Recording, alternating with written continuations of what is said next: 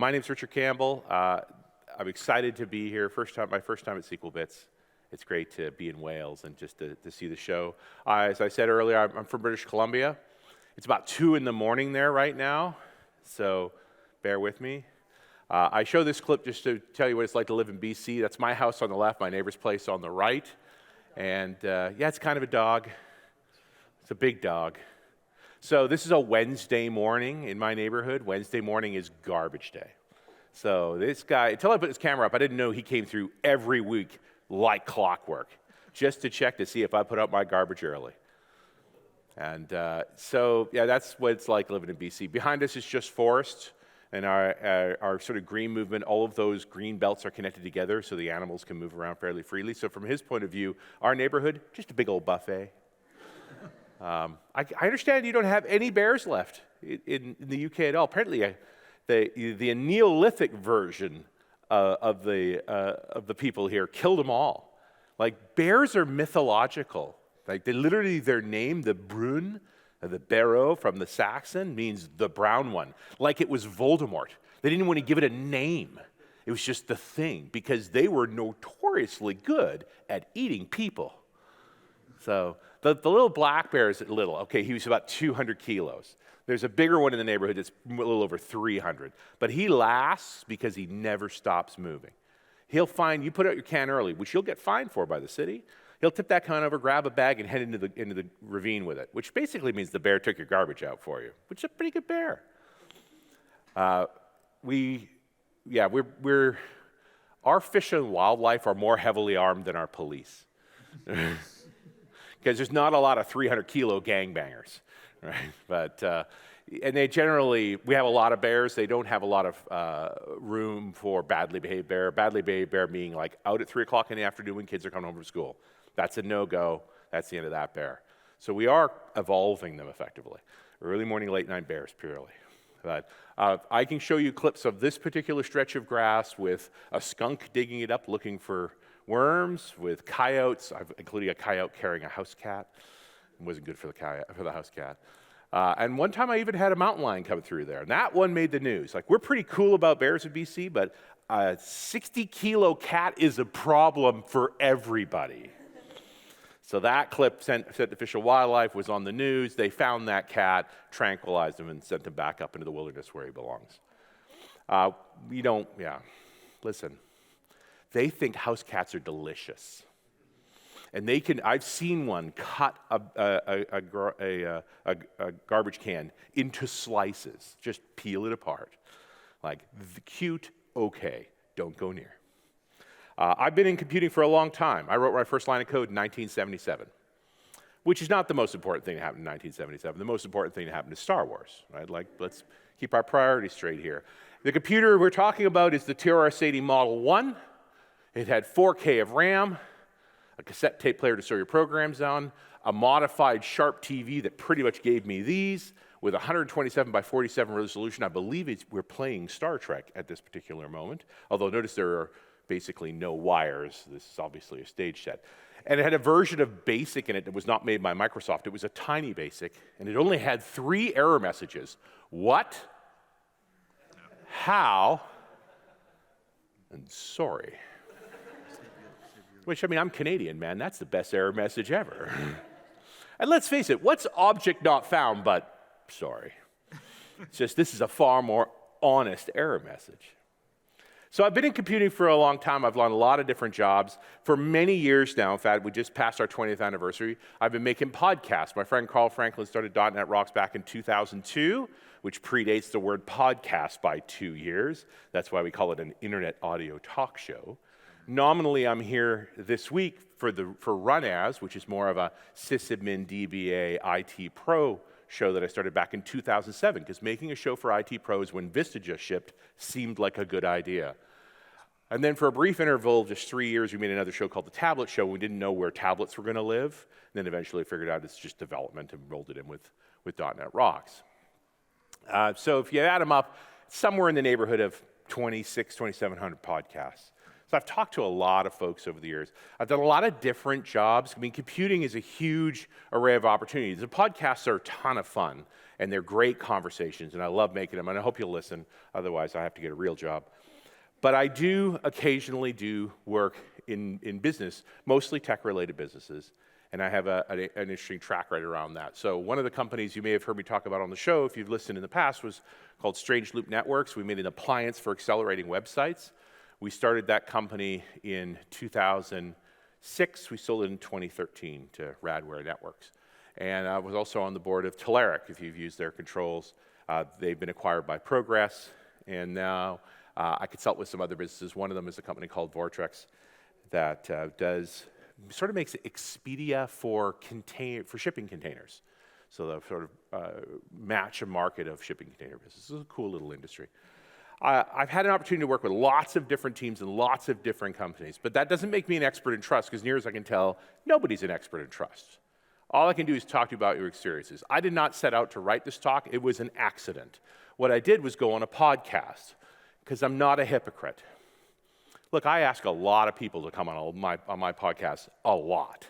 So when somebody asks me to come on their podcast, the least I can do is say yes. So a few years ago, Carlos and Kevin from the SQL Data Partners podcast asked me, would I guest on their show? So of course I said yes. And the show was really built around an email they got from a listener talking about struggling to have his developers trust him. He was a DBA, and they were having performance problems on some of their apps. Stop me if you've heard this one. And he finally had convinced the developers that some of the code that Entity Framework was generating was, let's say, suboptimal. And so he was basically offering to write some stored procedures to do some optimization and so forth. And they got it done. Numbers bumped up.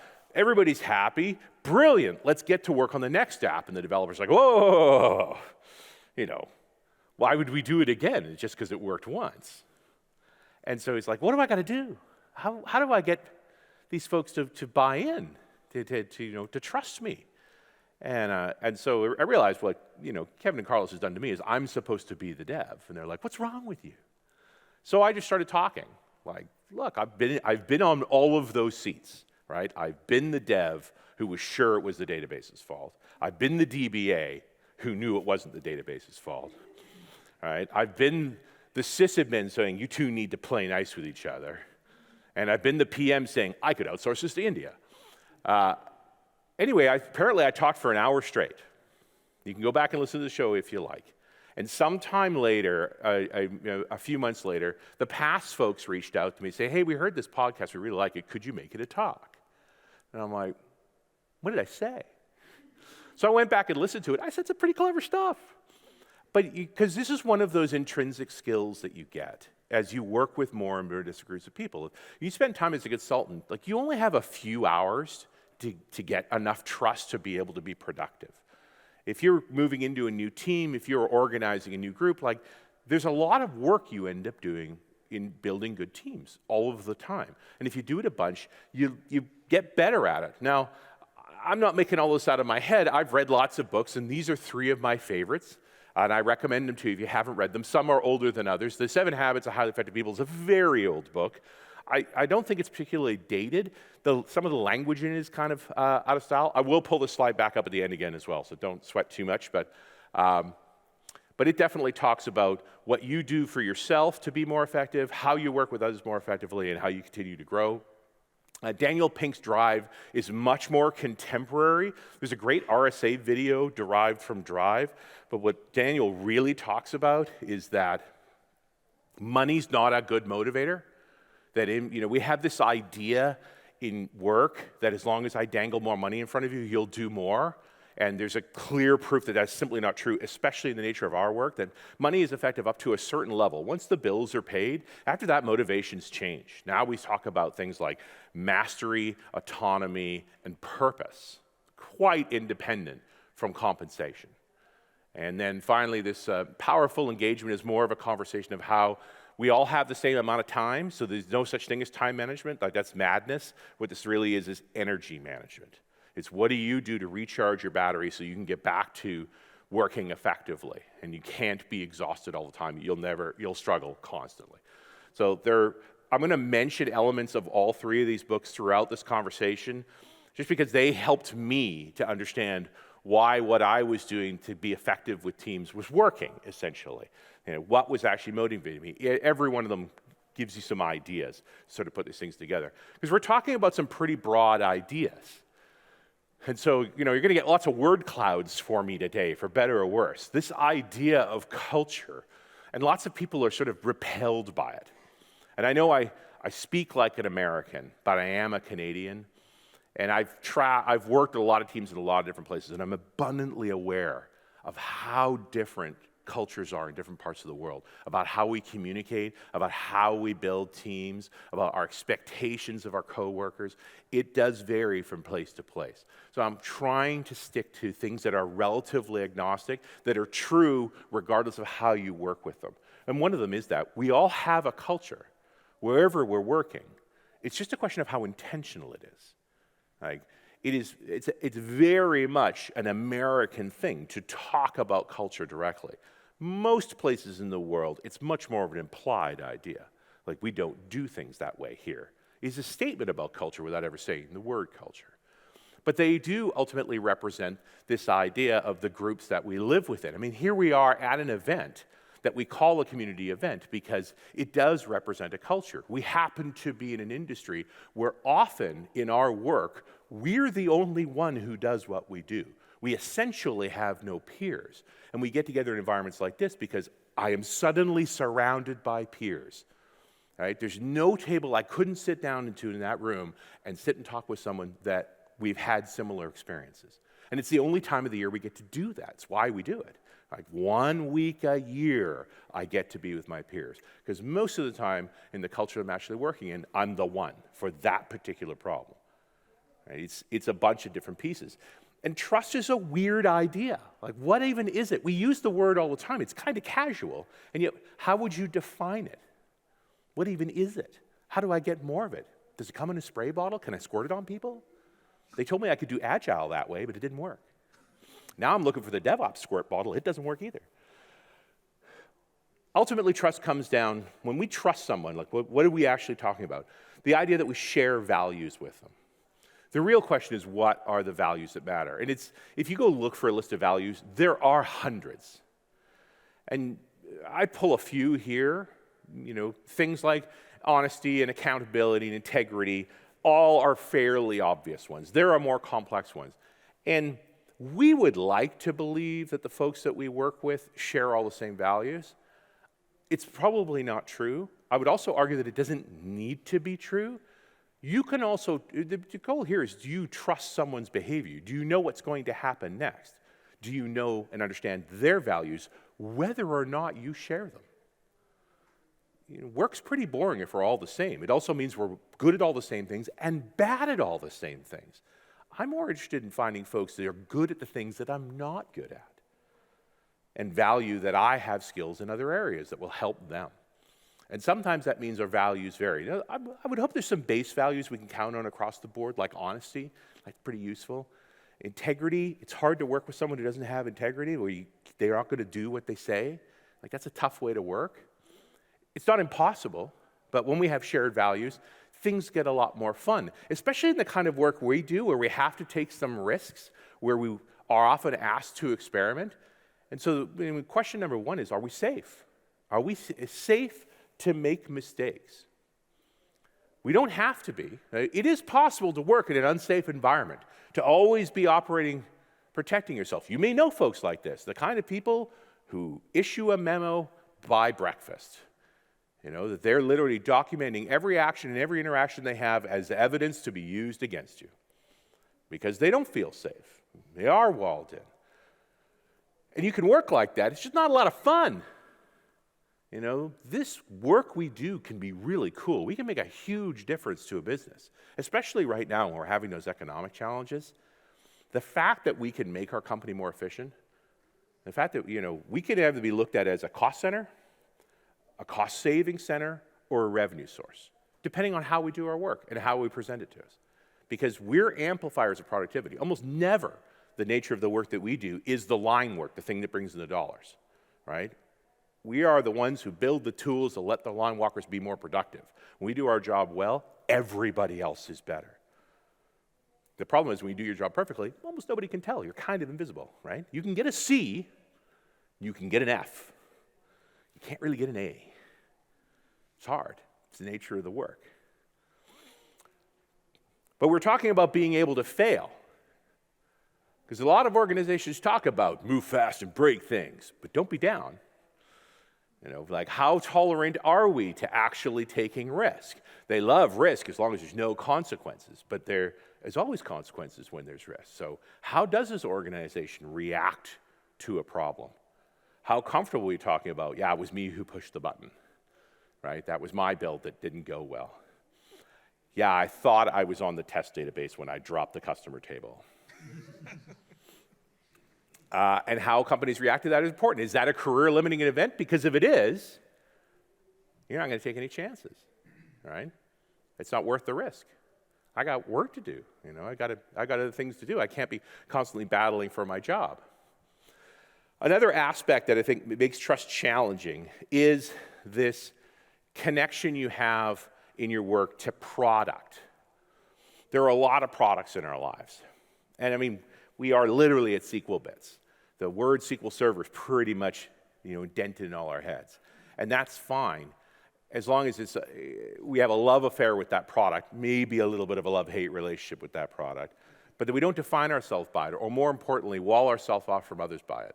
Ultimately, our job is a data steward, someone who's responsible for the data in the organization, to help gather it, to store it, protect it, keep it organized, distribute it as appropriate, regardless of the medium.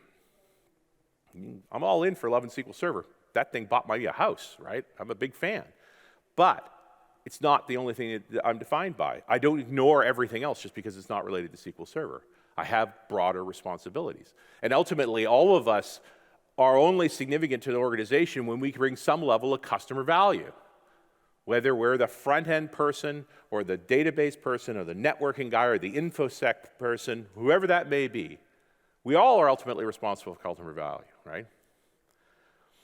And part of trust in a team is this recognition of our efforts are actually all pulling in the same direction to that point of view on value. And if we buy into that, we can start working on the next steps, where we can go further. So we have a common set of values. We should be able to trust each other that the things we're doing work towards customer value. So how are we going to do it? Well, let's talk about 3 elements that come into play with this in working with a team. The first is leadership. Leadership's a funny concept because in theory, you're appointed a leader in some respects. Sometimes it comes from on high. It's like, you're the leader now, figure it out. Sometimes it comes from the team. When nothing works and they look at you, it's like, what do we do now, Batman? In the end, it's always an external force. You can try and say, I'm the leader, but if nobody will follow you, not that good. So it's not up to you, really, ultimately, how well you lead per se, or that you're a leader. It's an external thing. Same goes for authority. Authority is only granted. It comes from another source. So if we're trying to help a team to move ahead, leadership and authority are 2 pieces of a similar coin of do what I say, and yet they're largely external. The only internal force that works on those things is influence. Influence is the one thing we have control over. How do we choose to influence? Now, the reality is all of us have all 3 of these things, leadership, authority, and influence, in different quantities and in different roles, one way or the other. And in fact, most effective leaders, if you watch them in action, will be highly resistant to using their authority or leadership. They'll always come with influence first. You've met leaders like this, where sometimes we even get to the point where we finally have finished debating a topic enough where we turn to the nominal leader and say, can you make a decision now, please? Like, we've talked ourselves fully in the circle. And that's what they're waiting for, the point where you ask to be led. It's like, okay, well, we've all been heard. We're at this point. I'm thinking we go this way. It's a fairly influential way to approach it. But when people ask me, like, how do I help build trust in teams? Start with influence. It's the one thing you can work a muscle on, you can get better at, and get stronger at. The other things will come. There's kind of a disease we have often when we're battling a struggling team where it's like, if only I had the power, if I was in charge, if only you'd been granted authority, then we'd be able to do this. Let's be clear. We're probably never going to have that. It's not a thing, right? We're never going to be in charge. Besides, you wouldn't like it anyway. We just wish we could get over the current hump. The one thing we can control effectively is influence. If we can work on our ability to influence others, to help them see the light, to understand them, and this is all when we get back to things like the 7 Habits of Highly Effective People, where this be affected to be effective, right? That I have to hear first before anybody's going to listen to me. Those are all movements of influence. And if you get good at those things, you're able to persuade a team, you get to do more. But and ultimately an element of this is our ability to communicate. And we have more ways to communicate today than ever before. They all have varying advantages and disadvantages. And culturally, we're evolving our relationship with communication means. Our relationship with the telephone is very different today than it was a few years ago. And it really comes down to this idea of synchronous communication versus asynchronous communication, and interrupting versus non-interrupting. So let's start at the narrow end of the channel. Let's start with text messages, the sort of most primitive form of communication. Non-interrupting, right? Unless you've put your ringer on to say, I want to be interrupted, the interruption is up to you. Otherwise, I have no direct control of making you read my text message. Completely asynchronous, right? I can choose when to answer, when not to answer. We can go back and forth on it. So in that respect's great. Is it an effective communication mean? Only if we already trust each other. That you know that when I say a particular silly phrase that it's meant to be silly, not mean, right? In fact, we've now learned to decorate our text messages with symbology to help us imply more communication. That's what an emoji is. It's what a smiley face is for. It's all techniques to try and make this very limited form of communication work.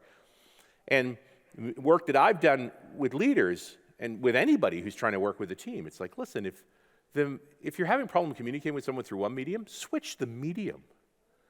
A text message exchange can only go 2 or 3 steps before it gets less and less effective. So we switch up to a medium with maybe a little more bandwidth. Let's switch to email. Email's great. Here's my rule with email. If the replies to the email are longer than the original email, you're failing, right? I write an email that's 1 paragraph, you respond with 3. My response to that is going to be 9. And then we're going to be in the 27 range after that, and nothing's good about that. Too long, didn't read, right? So same thing, a perfect email is the one that ends with great or thanks. That's a good email. If the email gets shorter, you're succeeding in an email chain. If it's getting longer, you're not. Change the medium. But this is still asynchronous, non-interrupting, because the next medium up from that is going to be the telephone. Well, what's the problem with the telephone? Why do we no longer like the telephone? It is both synchronous and interrupting. Fundamentally, a telephone ringing is a message being sent. It says, whatever you're doing is less important than what I need to talk to you about right now. And you're wrong. And it's rude.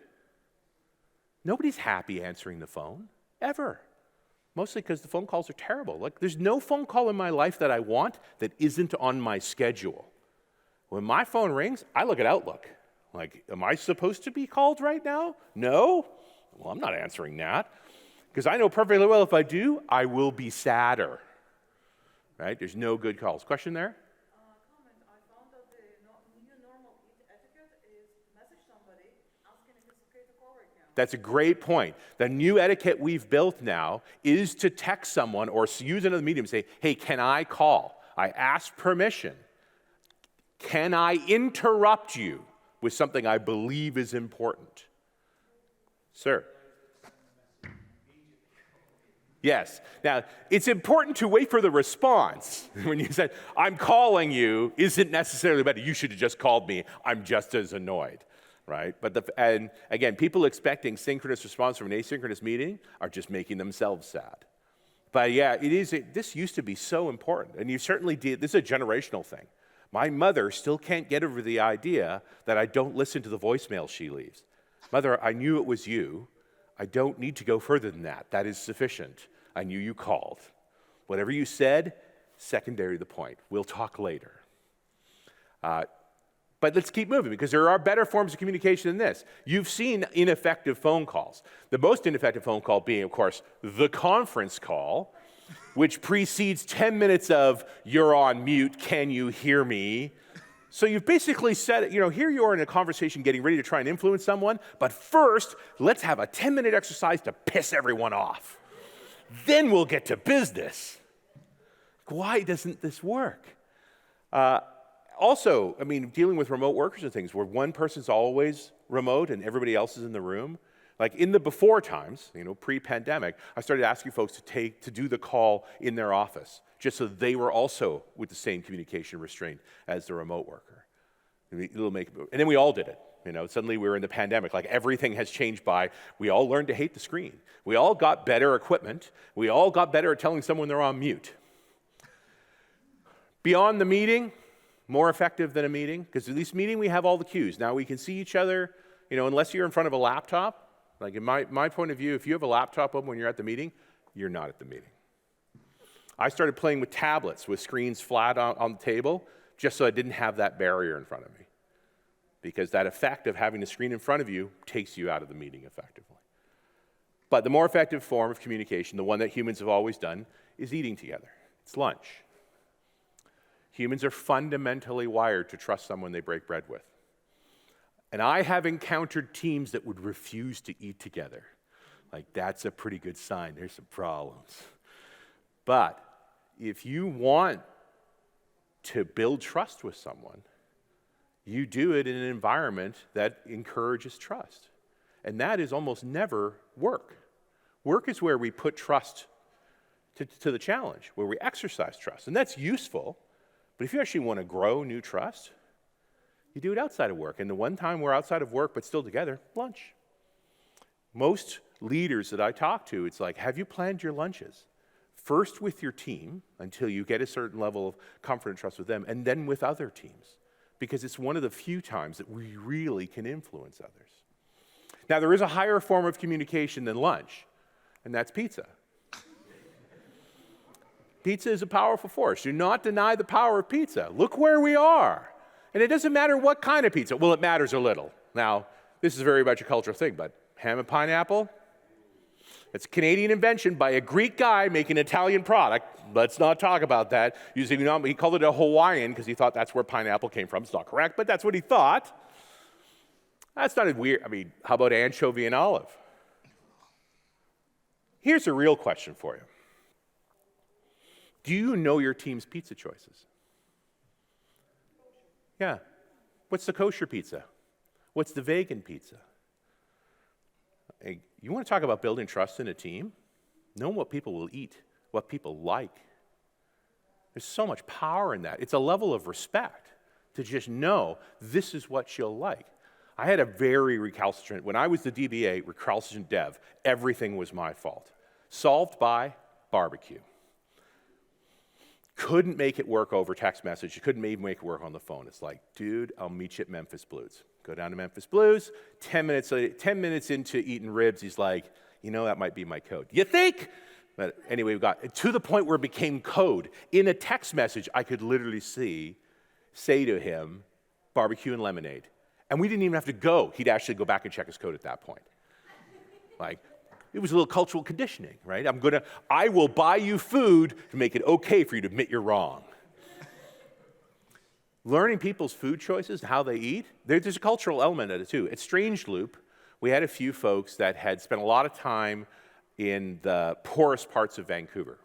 Vancouver has the reputation of having the wealthiest postcode in Canada and the poorest postcode in Canada inside of each other. And the downtown east side is not a happy place. And folks that know that area well know those people need help. And Strange Loop was mostly a bunch of devs. We all worked from home. We got together on Fridays over a big pile of food to talk through our week, what we built, what we had, where we got to, what we're going to do next week.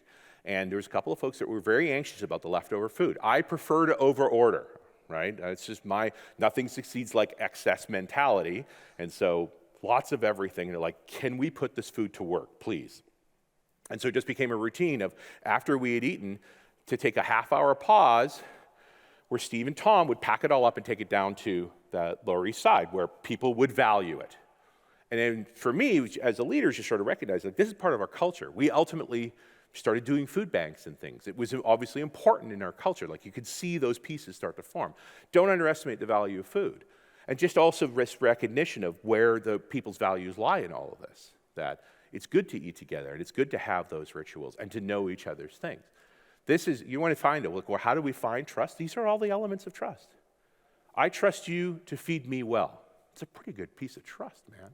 Like, that's not a hard thing to do. And then we can get to the conversations about the work we need to do. Now, there's nothing better than a one-on-one lunch. If you've got to work with an individual, to have that face-to-face time. When the groups get larger, it gets more challenging. To me, as soon as we get to a point where everyone can't hear everyone, the value is starting to diminish. Not that I mind celebrating with food, just acknowledge the difference. If we're the whole company's together, that's not a trust-building exercise, that's a celebration. And we are celebrating culture, we value that, we're going to do that. But if we're actually trying to strengthen trust, trying to get through a problem, groups got to stay small enough we can all hear each other. Like, that element made a big difference in just understanding why we were breaking things apart. Because in the end, those conversations, the goal wasn't to eat, the goal was to communicate. Food facilitated the communication. But once you get to a certain size, you're no longer facilitating communication, so value is reduced. I do like a good lunch and learn. I find it was a good place to do crossovers between teams. So I've got a group of devs, I've got the ops team, I've got the network guys, and doing a lunch and learn where we're showing other teams what we do, walking them through how stuff works. Like, how do you do this? What does the failover strategy look like? Those kinds of things. I realized the real goal was to have each team walk out of that room at the end of that meal going, wow, your job's hard. Because they went into that room going, I don't know what those people do all day. So the more times we give an opportunity to show where our responsibilities lie, what the hard part of the job is, it's where I love things like Slack, and before that IRC. We would do our deployments sort of in public with the company. So you could see the work we were going through to try and get a deployment done. Because just deploy it. What's the problem? Till you watch an hour-long message trying to mesh dialogue, figuring those problems out, and they get a sense of it. I find out that work lunches, at the lunchtime, people mostly do want to disconnect from the work and have a little bit of rest. It's a great point. What do you do with work time? Is lunch really for more work, or is it for recharging your batteries? And one of those books I talked about, the power of time of energy management, is very much about that. Some people need to charge their batteries over lunch, right? Whatever works for you. So the question is, how do we structure an event like an option like this where it's still battery recharging? Or do we have to structure it differently? Do we do it at a different time? Different organizations, different rules. You've got to understand your people. It's part of it. It's part of the trust as well. Same token about teaching anybody anything. We talk about this opportunity for network to show us how the firewalls actually work and where our QA, our failover sites are. DBA is talking about how an update actually goes on and how we roll the changes to the databases. And devs talking through CI/CD pipelines and how features get rolled out and how we're going to measure them afterwards. All valuable stuff to show to different teams. But you also get a point where you do have to explain things, and you need to be kind. I'm a big fan of Randall Munroe. I've managed to interview him once on .NET Rocks. He's phenomenal. He's also incredibly, painfully shy. Like, no fooling. Watched him do a keynote that he'd prepped for days, and he spent the next 24 hours in his room. It took everything out of him. But XKCD is rapidly becoming the I Ching of the 21st century. Like, every question you have can be answered by XKCD at some point. And this particular cartoon about how rare it is to find someone who really doesn't know something and how exciting it is to teach someone who wants to learn. And if you approach that process when you're working with your team, across those teams of teaching, with just the delight of, wait till you see this, it's awesome. It's taken a lot for us to get it to this point, and I'm really excited to show it to you. That's lifting everyone up. Because we do have a problem in technology. We forget what we know, and so we discount its value. We call it easy. Hey, show me how you automate deployments onto the database. Don't worry, it's easy. Lies, right? No, it was frickin' hard, but it was worth it. Let me show it to you. Don't undermine your value, and also belittle the person asking the question by saying, what, you don't understand this? That's the implication of calling it easy. This is trivial. You must be an idiot. It's like, it's not true. This was hard. We spent a lot of time on it. We just forget, because we get it automated to the point where it just works. We forget all the things we did to get to that point. Don't forget that stuff. And share it, right? Because most of our work in all of our roles is complicated, but worth it. And worth sharing. Just don't undermine it. I am not a huge fan of trust-building exercises. This apparently works for salespeople, but I don't know that it works for any tech folks I've ever run across, whatever it may be. That isn't to say that we didn't start doing things in some of our organizations that were what I would talk to more our cultural elements, and I mentioned one of them earlier. We started working at food banks. I knew, because of our reaction to the food on Fridays, it's like, clearly food's important to a bunch of people here. What would you think about spending an afternoon at a food bank packing boxes? It ain't rocket science. In fact, it's useful that it's not. This is pretty dull work, right? Your average dev is going to be able to figure out how to put 2 cans of lima beans and 1 can of potted meat into a box fairly quickly. And after that, they might actually start talking to each other, which is really the thing. We're doing some good, and we have time to talk. Right? We also did soup kitchen work. Same kind of thing. We had a food bias. That's fine. There were soup kitchens that needed our help. We chose to do a couple of special meals. It was good fun for the team. Again, not hard work. In North America, there's Habitat for Humanity. This is that Jimmy Carter initiative where we're actually building low-cost homes. I happen to have my electrician's degree. My father's an electrical engineer, so I learned to do Sparky work as a kid. And so I was plenty busy there, and everybody's surprised, right? That I'm the guy with the linesman's pliers, punching down 12/4. Anyway, there's a problem with all of this, which is that this is off-hours time. This is not paid work, right? This is Saturday. And there's lots of folks who are like, look, my Saturdays are sacred. Like, that's not a thing, right? I have kids. I have responsibilities. It made a huge difference for us when we did childcare as well. I mean, just like they're doing childcare here for exactly the same reason. The spouse is annoyed that you work for 5 days of the week, and then on the Saturday, you're going to go do more work, except it's not going to be work. It's like, but if you take the kids with you, and they come back with face paint, and and your significant other gets the day off, might be a bit more palatable. It's also a point of trust and respect. Hey, your children are important to you. Let's help you with that.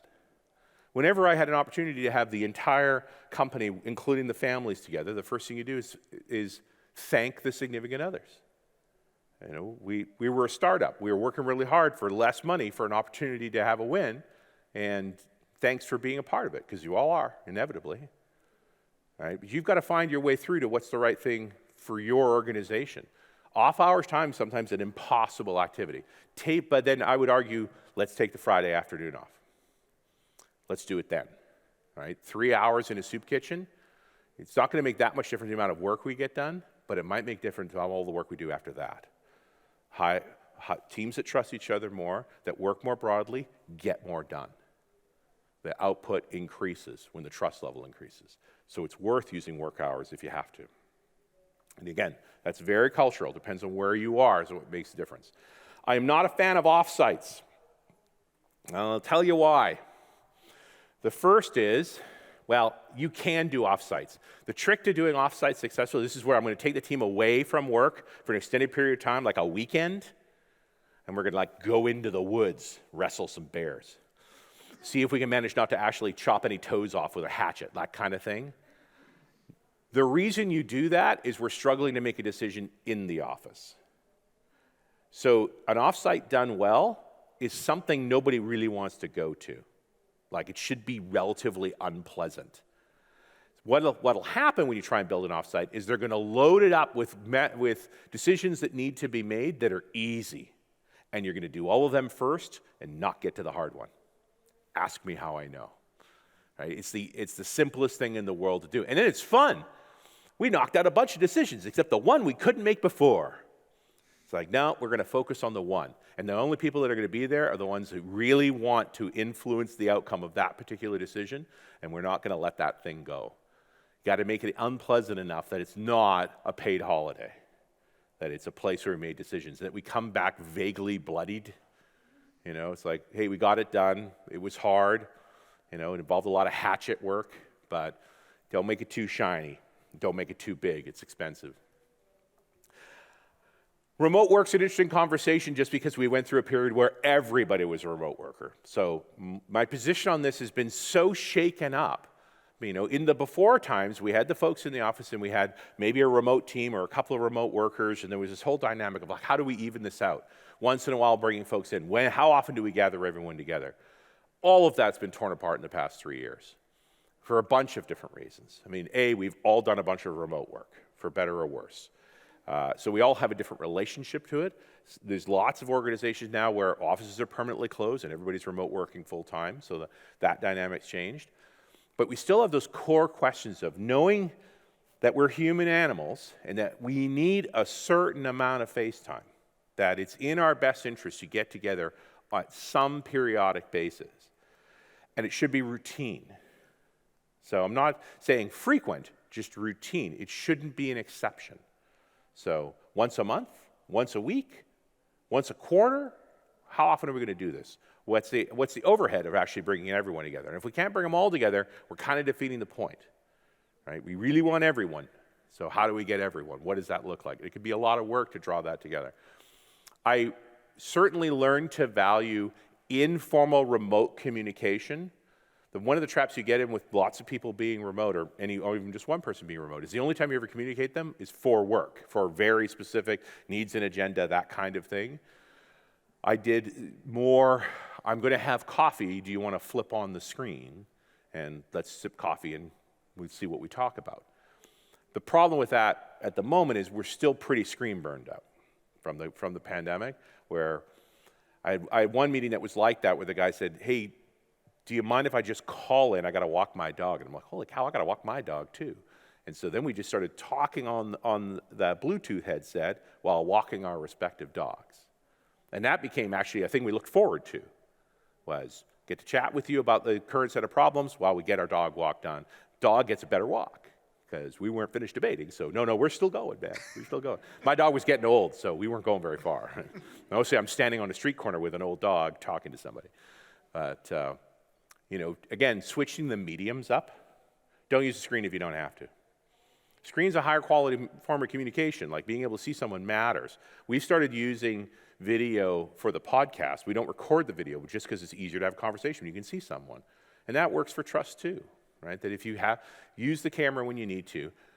When the trust is high enough and you just want to go further, you can turn it off or be able to do another thing, be able to move around.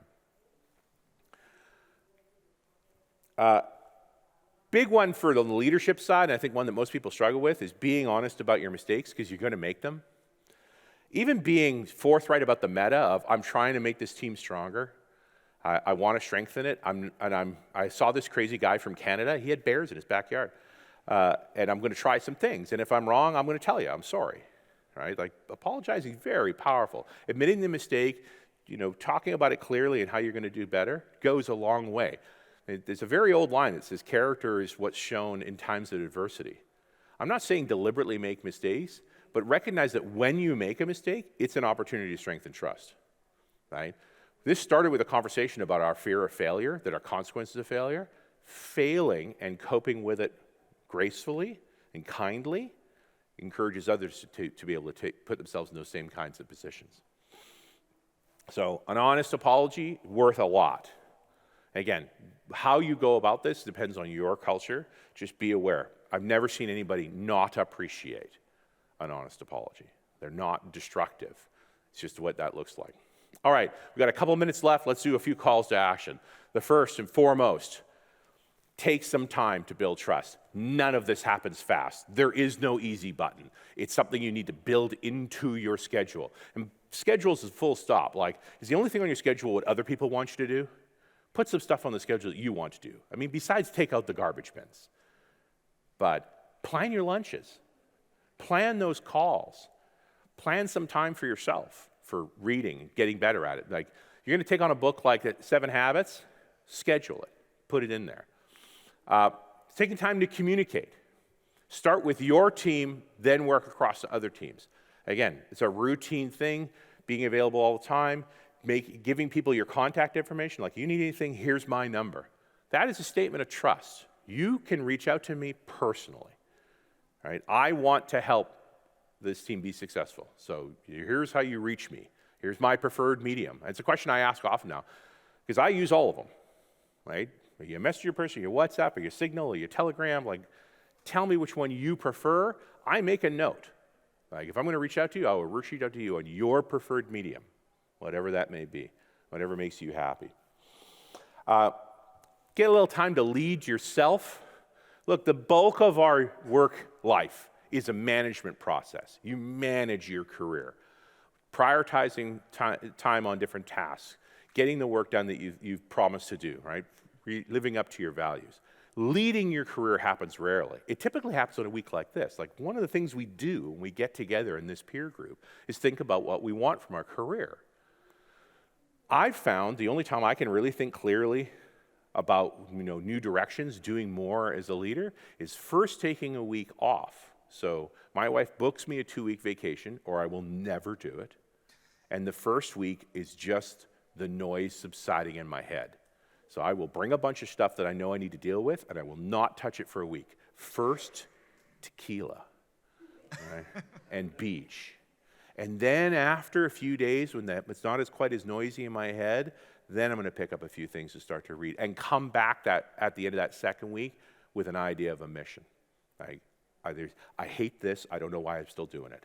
I don't do enough of this. I wish I could do more of it. Like, just those kinds of statements in leading your own career. Like, I hope you get to do that this week, right?